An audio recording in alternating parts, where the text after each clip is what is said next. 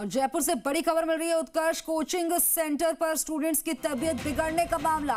नगर निगम greater की जांच committee ने अपनी विस्तृत रिपोर्ट सौंपी। रिपोर्ट में घटना के कारण का कोई सबूत नहीं मिलने की बात कही गई।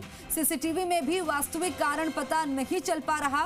कक्षा में बच्चों की संख्या ज्यादा होने के कारण नहीं हो रहा साफ। किसी तरह का कोई संदिग्ध मामला नहीं आया। सीवरेज की जांच में भी सभी सीवर चैम्बर्स और लाइनें ठीक मिली।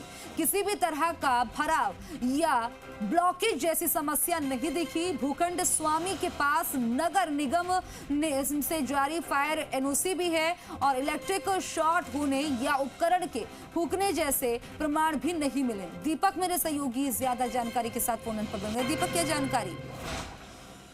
देखिए, 15 दिसंबर को जो गोपालपुरा बाईपास उत्कर्ष कोचिंग सेंटर में अचानक करीब 10 स्टूडेंट जो बेहोश होने की जो घटना हुई थी, उसके लिए एक नगर निगम ग्रेटर प्रशासन ने अपने स्तर पर 6 सदस्यीय एक कमेटी बनाई थी, जिसमें मानसरोवर जोन उपायुक्त लक्ष्मीकांत कटारा है, उनकी अध्यक्षता में इस कमेटी का गठन किया गया था। और इस कमेटी ने करीब 7 दिन तक इसमें अलग अलग एंगल से जांच करी, जिसमें सबसे प्रमुख कारण बताया जा रहा था कि साहब सीवरेज की जो लीकेज होने के कारण या सीवरेज की बदबू के कारण है बच्चियों का दम घुटा और दम घुटने के कारण उनकी तबीयत बिगड़ी।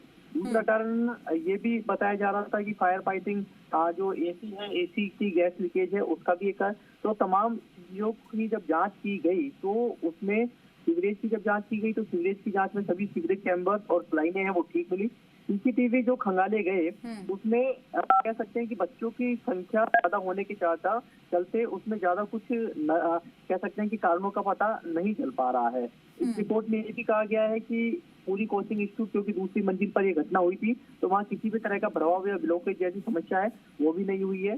सीवरेज संबंधित कोई विवाद भी नहीं है और ना ही गंध आ रही थी। इसके अलावा भूखंड जो स्वामी है उसके पास नगर निगम की फायर एनओसी भी है, साथ में मौके पर फायर फाइटिंग जो इक्विपमेंट है वो भी लगे हुए हैं और घटना स्थल वाले कक्ष में किसी भी तरह का इलेक्ट्रिक शॉर्ट होने या उपकरण में फूकने जैसे प्रमाण भी नहीं मिले हैं। हालांकि 6 सदस्यीय कमेटी ने ये भी कहा है कि चूंकि ये पूरा क्षेत्राधिकार है, क्योंकि भवन की जो संबंधित जो कह सकते हैं कि भवन नियमन संबंधी जांच है वो जयपुर विकास प्राधिकरण द्वारा की जानी है। इसलिए जो नगर निगम की पार्ट की जो जांच थी वो कंप्लीट कर ली गई है और उसमें किसी भी तरह से जो एक बात सामने आ रही थी कि सीवरेज की बदबू के कारण बच्चे स्टूडेंट्स हैं उनका दम घुटने से वो बेहोश हो गई। लेकिन अब इस रिपोर्ट के बाद में क्लियर हो गया है कि नगर निगम ने अपनी जो जांच रिपोर्ट दी है उसमें ना तो सीवरेज की कोई प्रॉब्लम बताई है, बताया है, ना ही वहाँ पर इस तरह के कोई उपकरण